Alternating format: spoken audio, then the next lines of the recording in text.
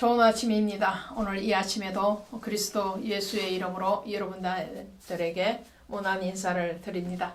바이블 스토리 산책 오늘 미가서 3장 가도록 하겠습니다. 이 3장에 오시면 지난 시간에 말씀드린 2장의 내용과 겹쳐지는 부분인데 조금 더 세밀하게 이스라엘의 죄악에 대해서 지적하고 있는 것을 보게 되죠. 그 죄악이라는 것이 어느 한 계층, 어느 한 지역에서만 일어나는 것이 아니고 전반적으로 모든 백성들에게서 그 죄악이 드러나고 있다는 거죠. 그 한 나라가, 한 왕조가 흥망성쇠하는 데는 반드시 영적인 이유가 있고, 그리고 그 영적으로 타락을 하다 보면 육신적인 타락도 온다는 것을 우리는 성경의 여러 국가의 흥망성쇠를 통해서도 알고 있습니다. 오늘 그와 같은 현상, 그러니까 모든 부패, 영적이고 또 육신적인 그런 부패와 부정에 대해서 이스라엘 백성들도 예외가 아니더라라는 것을 보게 되죠. 그래서 3장 1절에 가시면 야곱의 우두머리들과 이스라엘 족속의 통치자들아 들으라. 정의를 아는 것이 너희에게 본분이 아니냐, 이렇게 말을 합니다. 그러니까 이스라엘의 지도자적인 위치에 있는 사람들이죠. 고관들을 얘기합니다. 높은 관직을 가지고 있으면서도 그들에게서 정의가 찾아볼 수가 없다라는 거죠. 이 정의와 공의에 대해서는 이미 아모스 선지자를 통해서도 하나님이 여러 비유를 통해서 말씀을 하셨어요. 그래서 하나님의 공의, 하나님의 정의가 물같이 흘러가기를 원하는데 그 흐름이 막히고 역행을 한다라는 거죠. 그런 의미에서 보면 이 이스라엘은 하나님의 인애를 버렸다라고 할 수 있죠. 하나님의 정의, 하나님의 공의는 반드시 하나님의 사랑에 기초를 두고 있기 때문에 그렇죠. 그래서 그들은 어떻게 합니까? 너희가 소원을 미워하고 악을 기뻐하여 내 백성의 가죽을 벗기고 그 뼈에서 살을 뜯어. 그러니까 얼마나 백성들을 탄압하고 억압했는가에 대해서 말씀을 합니다. 이것은 지난 2장에서도 침상에서까지 악을 꾀하는 그들의 모습에서 우리는 살펴봤습니다. 밤낮으로 생각하는 것이 어떻게 하면 저 힘없고 가난한 자에게서 있는 그 작은 것 하나를 빼앗아서 내가 착취를 할 것인가. 이 말씀을 보면은 아합이 나봇의 포도원을 탐했던 그런 사건을 우리는 기억을 하게 되죠. 왕이었던 아합, 정말 모든 것을 가지고 있었음에도 불구하고 그 가난한 평민이었던 나봇의 포도밭 하나를 차지하기 위해서 애꿎은 생명까지도 해치는 그런 불의를 우리는 보게 됩니다. 그런 현상이 이스라엘 전체에 흐르고 있었다라는 것을 보게 됩니다. 그뿐만 아닙니다. 영적인 지도자들도 이 못지않는 악과 부패에 휘감겨 있다는 것을 보게 되는데 5절에 보니까 내 백성을 유혹하는 선지자들은 이에 물 것이 있으면 평강을 외치나 그 입에 무엇을 채워주지 아니하는 자에게는 전쟁을 준비하는도다. 이게 무슨 말씀입니까?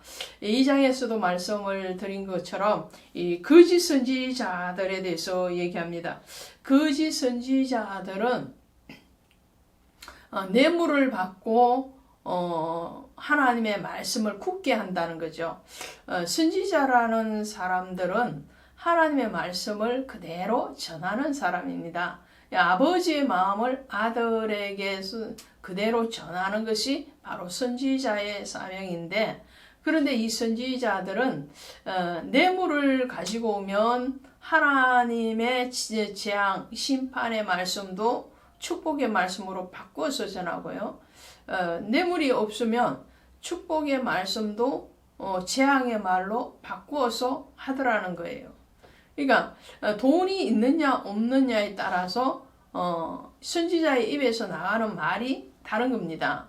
물론 하나님의 근본적인 말씀은 다르지 않죠. 그러나 일반 백성들에게서 이 선지자는 예수의 이름으로 점을 치듯이 그렇게 하는 것을 보게 됩니다. 복채를 받고 점을 쳐주는 그런 거짓 선지자의 모습을 보게 되죠. 그러니 하나님이 어떻게 하시느냐면 이제는 그들에게 징조를 나타내지 아니하시겠다는 거죠. 너희가 6절에 보시니까 너희가 밤을 만나리니 이상을 보지 못할 것이요 어둠을 만나리니 점치지 못하리라 하셨나니라. 그러니까 하나님의 이상과 하나님의 이 나타나심을 가리시겠다라는 거죠. 왜 그렇습니까?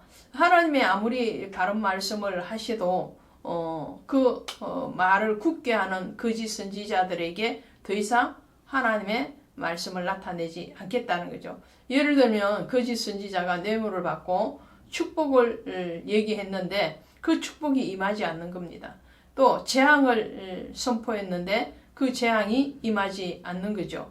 그러니까 그 이스라엘의 우매한 백성들일지라도 거기에 대해서 의문점을 가지게 되겠죠. 자, 그래서 선지자가 수치를 당하게 할 것이다 라는 말씀을 합니다. 그 다음에 10절 이하에 보시니까 시온을 피로 예루살렘을 죄악으로 건축하는도다. 그러니까 얼마나 죄악이 깊었으면 건축에다가 비유를 하고 있습니다. 시온과 예루살렘은 하나님의 성전이 있는 곳이죠. 그래서 하나님의 눈과 마음이 거기에 있으리라 솔로몬 성전에 응답을 하시는데 이제 그것이 이제는 하나님의 응답하심의 그 현상을 받아들일 그런 정직한 마음, 공의로운 마음 그런 것이 없어지니까 그곳에는 이제 하나님의 인애, 하나님의 사랑이 떠났다라는 것을 말씀을 합니다.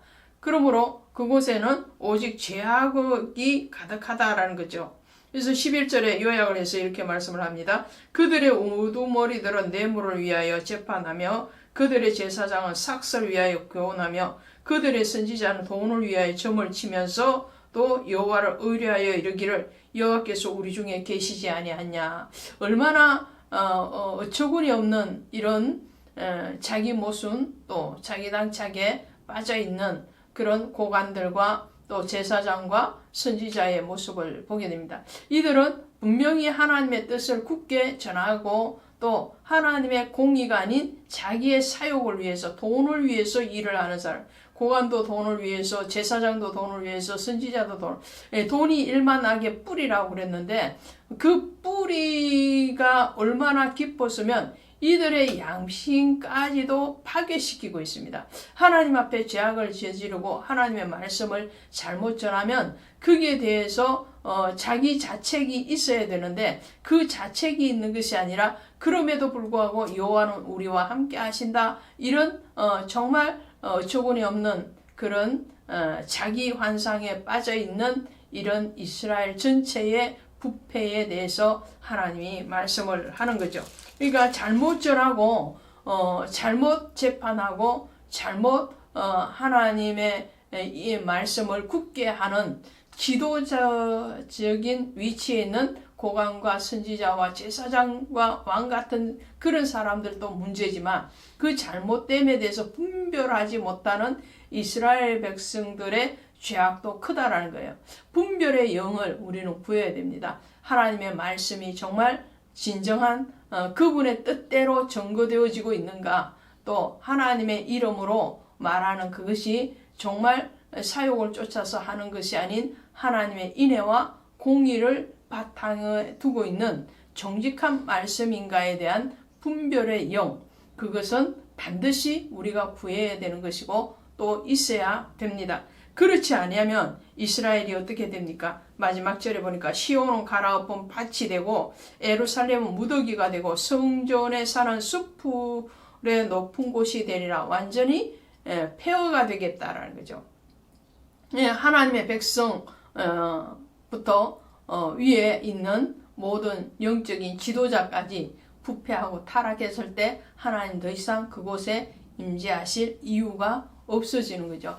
그러므로 우리의 심령의 폐허가 또 삶의 폐허로 연결되어지는 것을 보게 됩니다.